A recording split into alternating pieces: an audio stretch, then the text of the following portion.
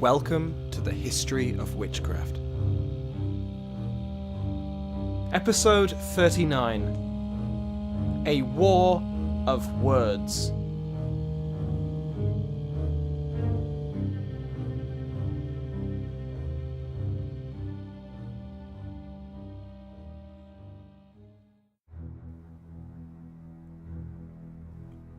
Wicked women who, turning back to Satan and seduced by the illusions and phantoms of the demons, believe and openly avow that in the hours of the night they ride on certain animals. Would that they alone perished in their perfidy without dragging so many others with them into the ruin of infidelity. For a numberless multitude of people, deceived by this false view, believe these things to be true, and turning away from the true faith and returning to the errors of the pagans, think that there exists some divine power other than the one God. An excerpt from the Canon Episcopi. Welcome back to the History of Witchcraft. Last week we covered the beliefs of Anglo-Saxon England with a brief foray into the Norman conquest. We saw how early Christianity co-opted existing customs, and how church writers viewed and portrayed the superstitions of their new flocks. We will continue this theme today as we look at the European continent around this time, and the difficulty the church had in establishing what constituted witchcraft and what powers its practitioners had. As Roman authority dwindled, numerous barbarian tribes raided and occupied formerly Roman regions of Europe. We've already seen the Anglo-Saxons, but they were not the only Germanic peoples to find new homes in the empire. Vandals, Ostrogoths, Visigoths, and Lombards all made their way, oftentimes with great violence, through the provinces, and founded their own kingdoms, in Italy, Spain, and Africa.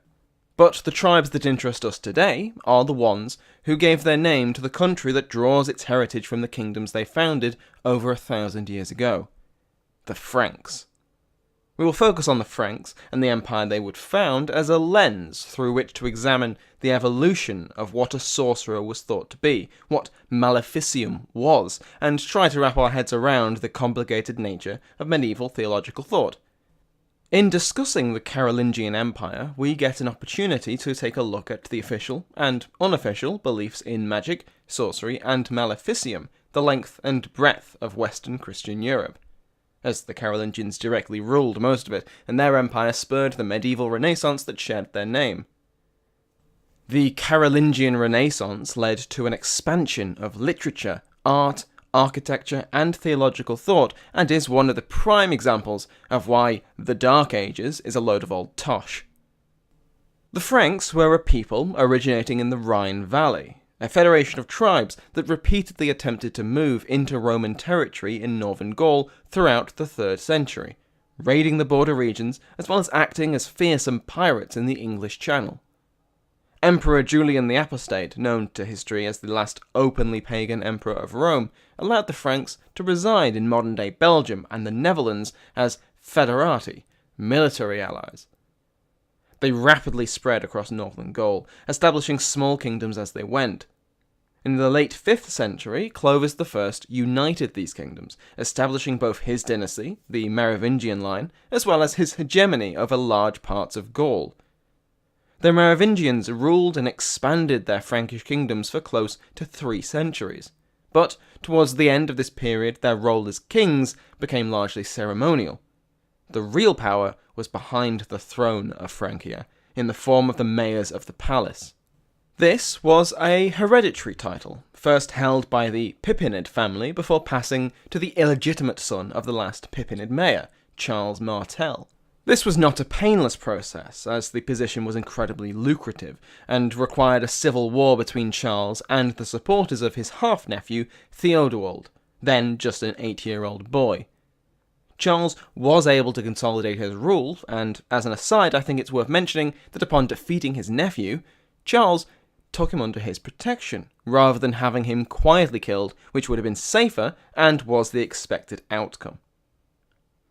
Charles established his own dynasty, the Carolingian dynasty, Carol being the Latinized version of Charles, and began his shadow reign, which wasn't really much of a shadow reign considering everyone and their dog knew who actually ruled in Francia. Like his father, Charles took on the administration of Francia, re-centralizing authority to the capital of Paris and enforcing his will against the neighbouring Christian states in the east. It was Charles that led the Christian forces at the Battle of Tours, held up as the turning point against further Islamic expansion into Western Europe. It was at this battle that Charles earned his epithet, Martel, meaning the hammer. As well as defeating the invasion force, this victory allowed Charles to expand his authority south, destroying another invading army just 5 years later. By now, Francia stretched from the Iberian Peninsula to Flanders, with tributary states along the Rhine. Charles's power was absolute, to the extent that when the nominal king, Theodoric IV, died in 737, Charles didn't even bother to appoint a new king, leaving the throne empty. And when he died in 741, his sons split the rulership of Francia between them, only appointing a new figurehead king 2 years later. In 751, Pippin, Charles's younger son, sent a message to the Pope with a rhetorical question. Who should be the king? The one with the title, or the one with the power? The Pope was no fool, and looking for an ally against his neighbouring Lombards, so he wisely agreed with this veiled suggestion, and the throne of Francia was declared vacant, conveniently ignoring the man who was currently sat in it, as he was then sent to a monastery. Pippin then became King of the Franks, and his descendants would include Charlemagne, Louis the Pious, and Charles the Fat, who would expand their dominion, reign over a golden age, and be the last Carolingian to hold the family territories together, respectively. Similarly to events in Britain, the Franks had ostensibly converted to Christianity between 496 and 506, when Clovis I was victorious at the Battle of Tolbiac against the Alemanni. During the battle, Clovis prayed for assistance from the Christian god, and after defeating the Alemanni, he converted to the Christian faith of his wife, along with thousands of his warriors. The reason for this 10-year bracket is that historians are quite unsure when the battle was actually fought, with the traditional date being 496, but with a scattering of other sources making the case for alternative years. Likewise, the sources disagree on when Clovis converted. Some say he converted along with his army immediately after the victory, while others say he hummed and hawed for a few years before converting. Regardless, like in England, the conversion of the king and his vassals led to a top-down conversion of the Franks, leading to a similar hybrid of Christian and pagan practices. This was quietly condoned by the church as a means to an end. For example, magical springs where the spirits could heal the sick gained a suitably holy background out of whole cloth. One saint or another rested, or bathed, or did something there that would provide an acceptable Christian veneer over the area. Local people still visited the springs for the exact same reason, but now they were being good Christians while doing it. After centuries of successful conversion, this hybridization of Christianity and paganism was showing its flaws.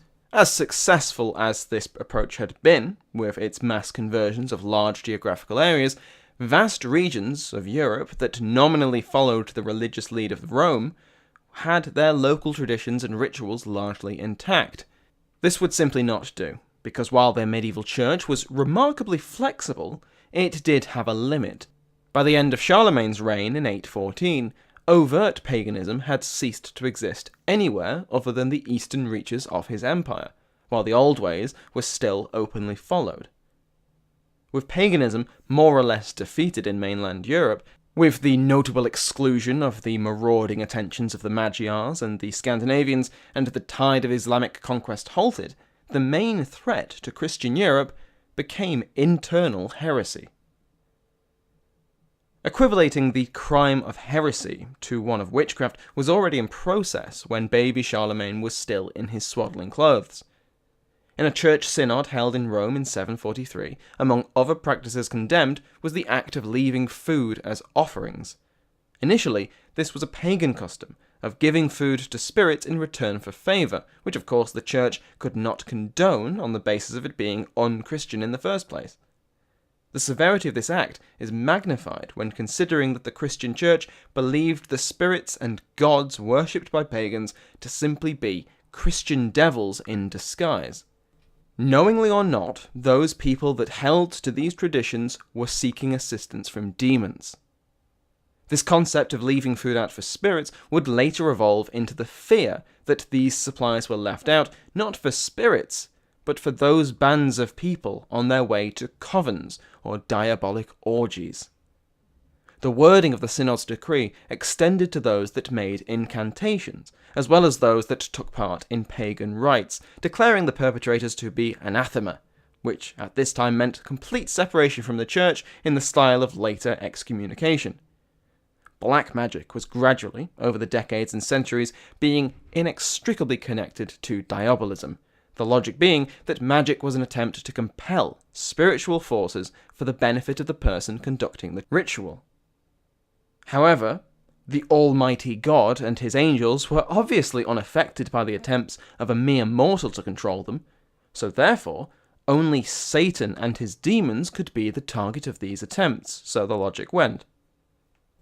There is some disagreement among historians as to the extent of belief in the power of maleficium, as well as the definition of the word itself, which varied according to the time period and the specific branch of Christianity concerned. I'll refer to this church as Roman Catholic, despite the Great Schism not occurring until the end of the period. The official attitude of the Catholic Church regarding maleficium was that it did exist, but that mortals could not alter the world through incantations and sorcery.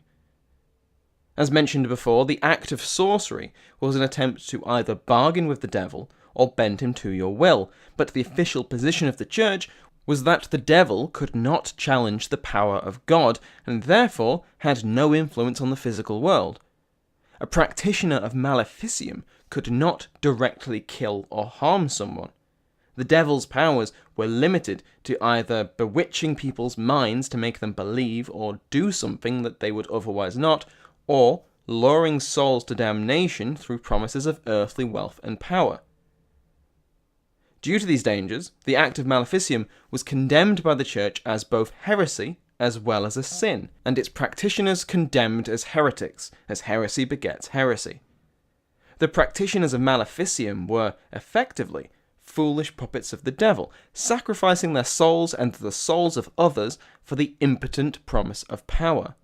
That was the danger of maleficium in the eyes of the Church, not any physical effect it may or may not have. Now, you may have noticed that I specified this was the official line, and that I repeated the word official quite a bit. Well, Christendom was a big place, with many different cultures and some deviation in religious matters. Church decrees in Rome were often out of sync with the beliefs and actions of the clergy outside of the Holy City, never mind their parishioners, and it was a source of some debate between contemporary bishops and monks on how much power the devil, and by extension the practitioners of maleficium, maleficarum, had. While the official line was that the danger of maleficium was in swaying Christian souls towards damnation, there were varying degrees of belief regarding what else the practitioners of witchcraft could do. There was also a difference seen between maleficium and astrology, and a fierce debate took place over whether astrology, that is, attempts to divine the future by the stars, was an attempt to spy on God's grand plan, and therefore heresy, or if it was just making use of the information the Almighty had provided. Certainly by the mid-9th century, astrology was in the good books, as according to Professor Geoffrey Russell, every great lord has an astrologer in his court, including Louis the Pious, and you don't get an epithet like the Pious if you're harbouring people seen as heretics at your court. The Franks of the 8th and 9th centuries took part in trial marriages, where men and women would cohabit and act as husband and wife prior to any official marriage being conducted. If the unofficial union was a success, and both the man and the woman were happy with the relationship, although it has to be said it was mainly the opinion of the man that mattered here, then a true marriage would take place. If, however, the couple did not get on, then their respective families would make alternative plans. The downside being that the woman would have had her reputation damaged and her chastity soiled for all to know.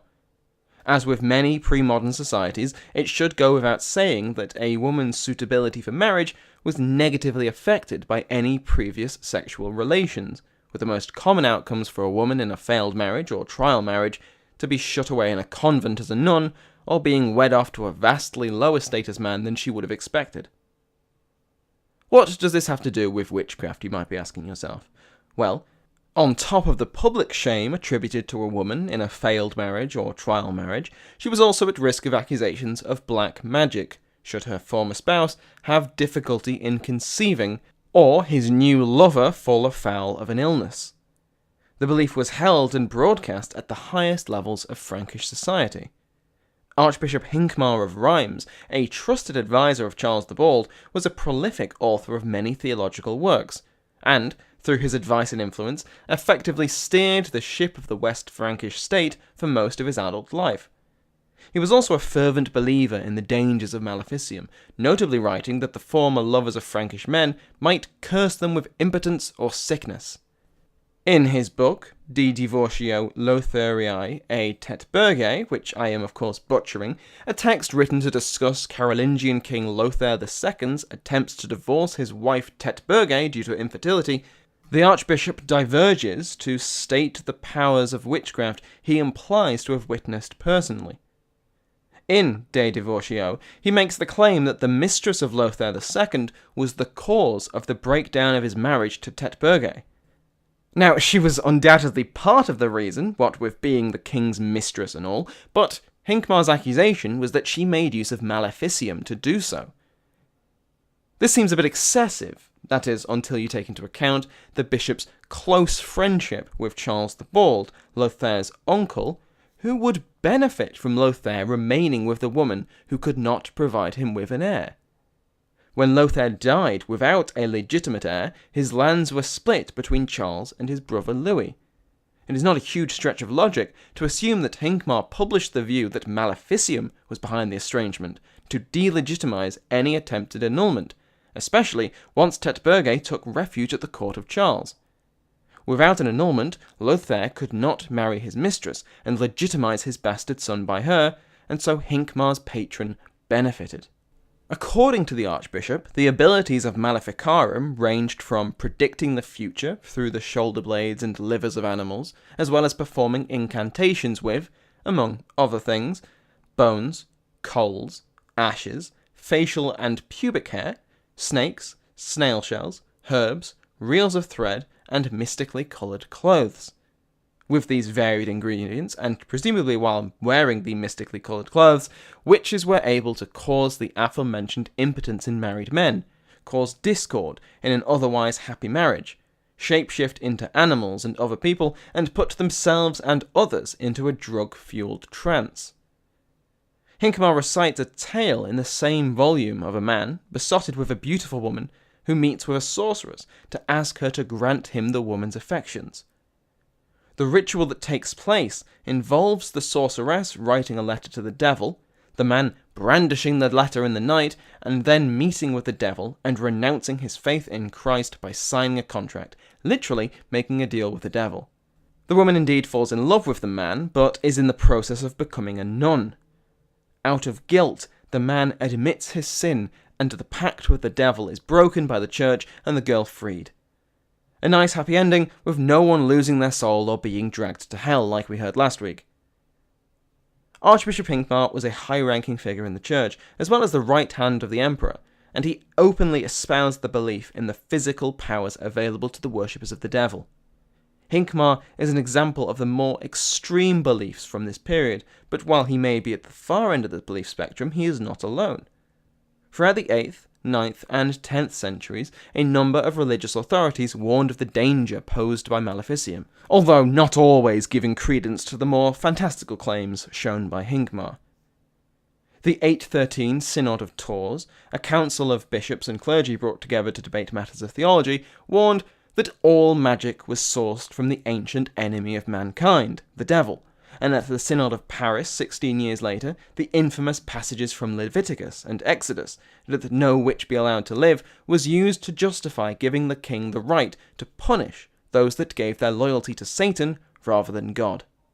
As an aside, it also stated that the punishment should be severe, but it does not specify if by severe it means exile, torture, or death. We are not yet at the point of regular institutionalized witch burnings. It is only in the 11th century that someone is first executed by the authorities for heresy, although of course, as we saw last episode, witches had been executed in Anglo-Saxon England before then. However, there is evidence of extrajudicial killings of accused witches, which we will touch on later. Moving on, in the same year as the Paris Synod, the Carolingian Empire, Louis the Pious, was warned by bishops that, quote, evil people of both sexes had sought the devil's help in working evil upon others, end quote, with the Synod granting him the blessing of the Church to punish these evil people. Around the same time, the Archbishop of Mainz, in modern Germany, wrote repeatedly on the danger of demonic worship and witchcraft, and beseeched the Christian kings of Europe to crack down on their heresy, lest God's kingdom on earth be destroyed, and the abbot of Prom Abbey in Regino stated that the wicked were practicing magic by diabolic incantations. These examples are helpful, both for giving us an insight into the fears of the Frankish clergy, as well as highlighting how Maleficia was transitioning from outdated pagan rituals into full-faced demonic worship in the eyes of the Church. While the Church had always asserted that paganism was the worship of false gods, demons disguised as spirits, Maleficia was the known and intentional dealing with the devil. However, there remained strong theological and legal arguments to the belief in the very existence of witchcraft, not counting the previous official position that Maleficium existed in a limited form. Our confusion comes from defining what an individual or a law meant by witchcraft, magic, and sorcery, and so we have bishops seemingly announcing their belief in something that was considered by some church leaders to be heretical to believe in. The arguments against the existence of witchcraft were many, and made by some of the most influential people in early Christian Europe. For example, Saint Boniface, patron saint of Germania who spearheaded the conversion of the pagans in the eastern regions of the Frankish Empire, taught his flock that believing in witches was unchristian, a pagan custom they would do well to abandon. Salic law, the law codes of the Franks that remained in place for centuries, made special reference to the crime of falsely accusing others of witchcraft, although it is debated whether this meant that lawmakers considered there to be genuine accusations of witchcraft to differentiate from, or if all accusations were considered false due to the crime not being possible. In addition to this law, another statute declared that to accuse a woman of witchcraft was slander, on the same severity as calling her a prostitute, and was punished by a fine. Later in the 8th century, during the conquest of Saxony by Charlemagne, the king imposed strict new laws on the population in an effort to maintain control over his new and rather hostile subjects. Grouped together as the Lex Saxonum, or the Capitulary of Saxony, these laws prescribed the death penalty for refusing baptism as Christians, for attacking the church or clergy, and for partaking in pagan customs. Among the pagan customs forbidden by pain of death was believing in cannibalism, which was a supposed method of Saxon witches, and executing suspected witches because witches did not, in the eyes of Charlemagne, exist. Interestingly, the law makes reference to the crime of burning suspected witches alive, decreeing that to burn a witch alive, quote, was a pagan custom, end quote. Poor Charles would be rolling in his tomb if he saw the 16th century. In the 9th century, Bishop Agobard of Lyon railed against the idea that humans could influence the weather, and the Canon Episcopi, a church law authored at some point in the early 10th century that we heard an excerpt of from earlier, decreed that anyone believing that people could ride animals or change shape were heretics and infidels. Priests across Christendom should, quote, preach with all insistence to the people that they may know this belief to be in every way false, end quote. So how do we reconcile these two contrasting points of view? How can the Church both condemn the belief in witchcraft while also lamenting its power? The answer comes down to something as simple as personal belief combined with clever wording. As mentioned previously, Christendom was a large and rapidly growing place, and what were considered perfectly acceptable beliefs in the countryside of Francia would have skirted the bounds of heresy in Rome. Christendom was not as theologically united as it would first appear, but the key thing to notice about the decrees and laws we addressed was the way they were worded. For example, the bishops that warned Louis the Pious of, quote, evil people of both sexes seeking the assistance of the devil to harm others, end quote, doesn't actually suggest they had received this assistance, just that they had sought it out in the first place and committed heresy for doing so. The Synod of Paris advocated the king punish those who gave their loyalty to Satan rather than Christ, and used biblical passages to support this course of action. But again, the crime being committed is owing allegiance to the devil rather than God.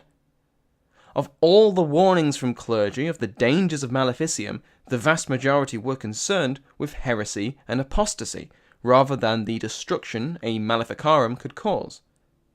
Hincmar is a notable exception for the detail he puts into his accounts of the physical power of the sorcerers, but he does not deviate too far from the official church view that maleficium was in the main a psychological influence when discussing the fate of Lothar II's marriage. In Hincmar's treatise, it is the king's mistress's use of maleficium to sour the marriage, rather than poisoning Tetburgae or physically influencing the pair, that is the cause of the breakdown of the nuptials. While other parts of his writings were clearly arguing for the existence of powerful, world-altering maleficium, we can assume from Hincmar's favour both at the court of Charles the Bald as well as in Rome that his beliefs were either acceptable at the time or otherwise not held against him. Others would not be as fortunate, and the official stance remained that the belief that witchcraft had power over the physical world was itself heresy. Historians disagree whether it was the growing strength of the Catholic Church politically, the weakening of secular rulers, a growing prevalence of heretical doctrine, or some combination of the three that led to an increase in the quantity and severity of heresy accusations. Whatever the reason, as heretical sects were crucified in orthodox writings, if you'll pardon the pun, they inevitably accrued reputations of having committed inhuman rituals involving incest and the blood of innocents, and using these rituals to make pacts with the devil. Reformists, Waldensians, and Cathars, three of the most widespread heresies of the early medieval and high medieval ages, were all accused of these acts. If you remember back to the episodes on the Knights Templar, so were they. The link between witchcraft and diabolism, built over the course of the early Middle Ages, would rear its head in future centuries. Until the 11th century, maleficium was considered primarily a secular crime to be punished by secular authorities, despite those in the church arguing of its spiritual dangers. We can see this with the Synod of Paris. Whether it was due to the political strength of the Frankish monarchy, or the disunity of the church itself, the Synod recommended and pushed for Louis, the secular prince, to take on the burden of punishing maleficarum, rather than calling for such cases to be tried in church courts. Many European states had law codes directly descended from Roman laws, while others used Roman laws as inspiration for their own legislation. As we saw in episode 19, The Eternal City and the Evil Eye, Roman laws set down harsh penalties for the peddlers of witchcraft, with various types of execution being the staple. However, many of the laws had a limited view of what defined witchcraft compared to the medieval world that now made use of them. Newer concepts of diabolism and heresy merged with Roman and biblical definitions of witchcraft which demanded the death penalty. Heresy was a crime under most Christian rulers, but until the 11th century those accused of heresy were treated leniently in comparison to future centuries. Heretics would be reprimanded multiple times, being kindly asked to just recount their incorrect beliefs without any threat of torture or death. This state of affairs would last into the new millennium, and while it was certainly a more humane way of approaching disagreement, there are multiple instances of heretics recanting, then reversing their choice, being excommunicated, only to recant again, only to backpedal once again after whichever scolding bishop had left the building. This isn't to say that there were no repercussions for committing heresy in the early medieval Europe, but they usually went as far as fines or exile to a slightly more uncomfortable monastery. This peaceful method of trying to resolve theological disputes would not last, with an official execution of heretics taking place in 1022 in Orléans in France. 13 people were burned alive that day, and in the coming centuries countless others would share the same fate. That is where I will leave off for today. As always, thank you to my patrons, the Hammer of the Witches, executed today, Witchfinder General Michelle G, my Inquisitors Elaine D and Trish G, and all of my demonologists and theologians. They're all great people, and you can join their ranks by going to patreon.com/historyofwitchcraft. Besides supporting the podcast financially, please consider leaving a review on Apple Podcasts, Stitcher, Podchaser, or wherever you find good podcasts. Or tell a friend. Word of mouth is very important in helping the podcast grow. You can always drop me an email at witchcraftpodcast@gmail.com or message me on Twitter or on the Facebook page @HistofWitch and the History of Witchcraft podcast, respectively. The intro and outro music have been provided by Sounds Like an Earful. Thank you again for listening.